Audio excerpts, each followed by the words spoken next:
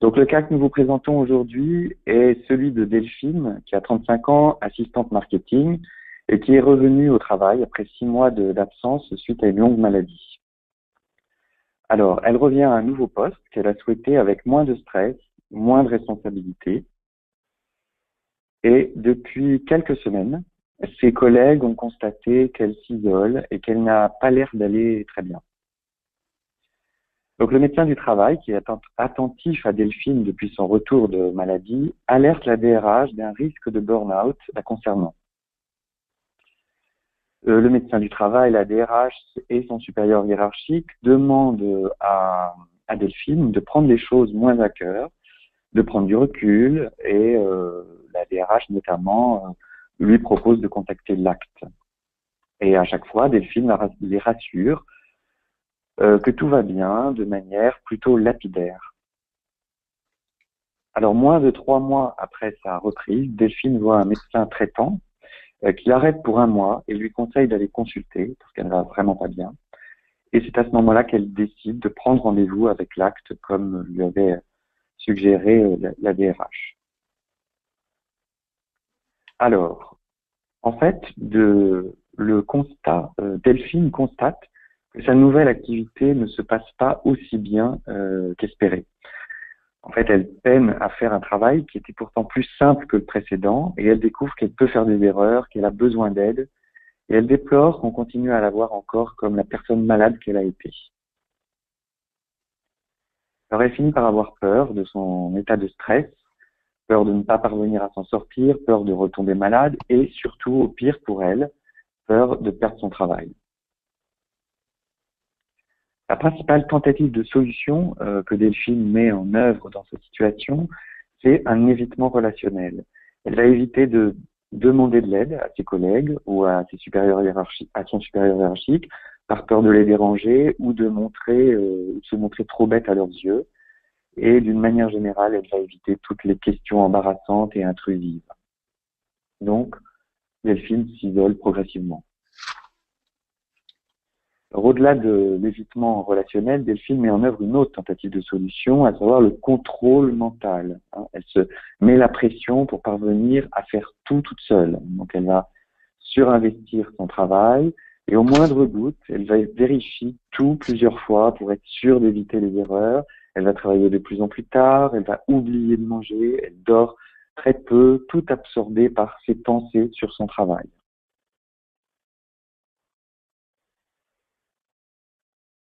Donc, parallèlement à cet évitement relationnel et au contrôle mental, Delphine a une certitude, une croyance, d'avoir une faille et que les autres ont des attentes très fortes auxquelles elle doit répondre malgré tout.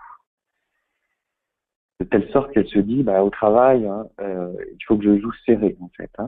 Et c'est une certitude qui va se rigidifier avec le temps, puisqu'à chaque fois qu'elle va chercher à prouver sa valeur, elle va interpréter aussi les réactions de son entourage comme une nouvelle preuve de son manque de valeur.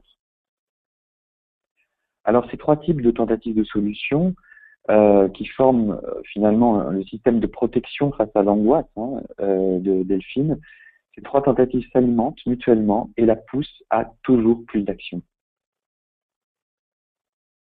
Alors, du point de vue de l'entourage, à présent, on voit que Delphine est perçue désormais comme une personne fragile. En fait, après avoir été touchée par la maladie, tout le monde constate finalement qu'elle peine dans sa nouvelle activité.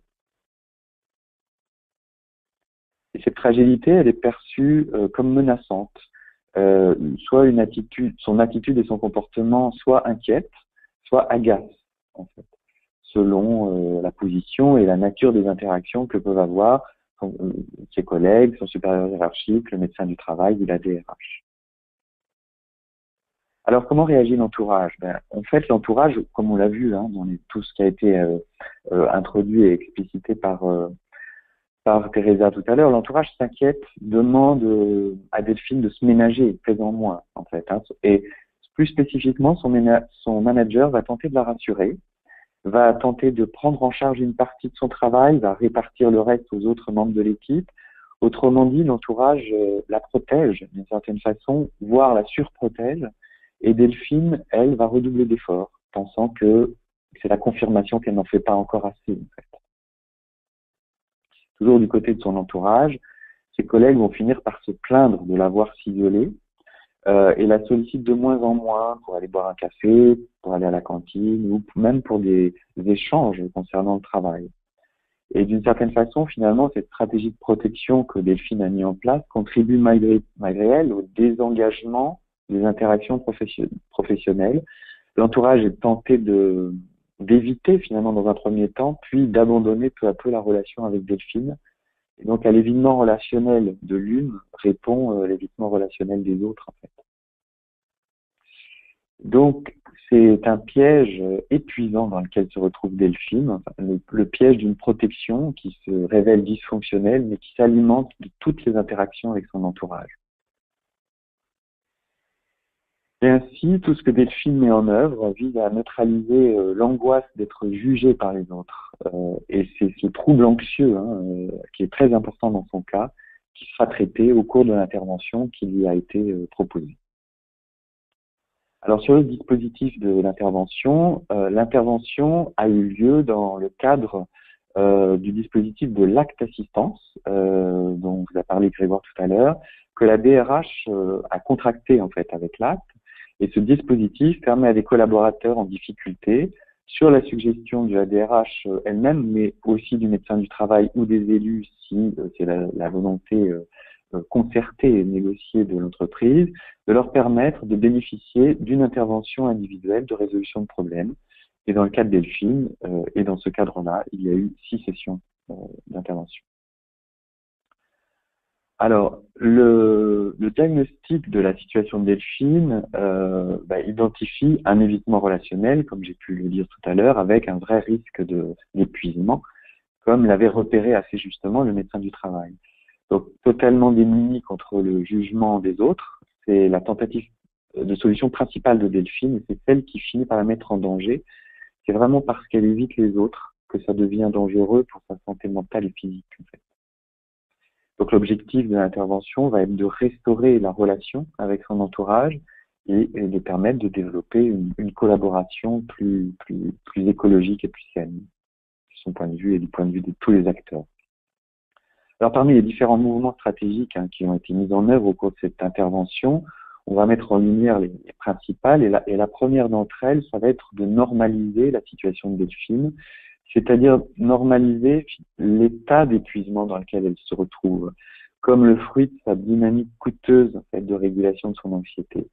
Et puis la nécessité du coup de se reposer, comme l'hiver l'oblige la nature à se reposer, à se mettre en repos.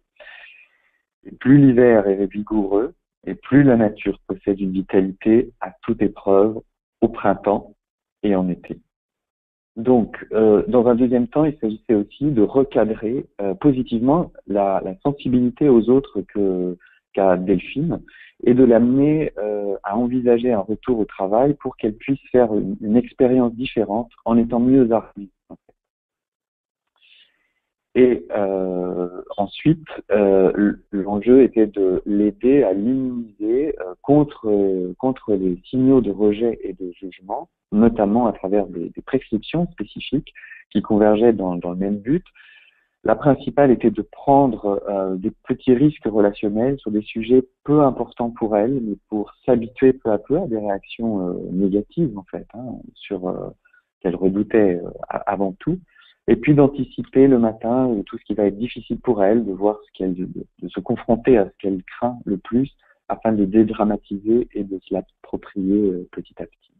Et ces prescriptions visent à amener Delphine à faire des expériences émotionnelles, visant à modifier sa perception et ses croyances, en se confrontant petit à petit et en apprivoisant les situations qu'elle avait appris jusqu'alors à éviter.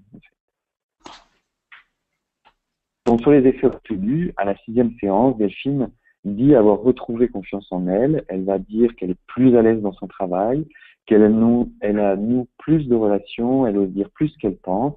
Elle n'appréhende plus la reprise du travail, notamment à la fin du week-end, comme c'était le cas qu'elle avait évoqué. Et elle sait beaucoup mieux gérer les situations de désaccord. Et de leur côté, ceux de l'entourage ne s'inquiètent plus, la DRH et le médecin du travail se sentent moins obligés de dramatiser la situation et d'être en hyper-observation sur sa situation. et le manager lui confie plus de responsabilités.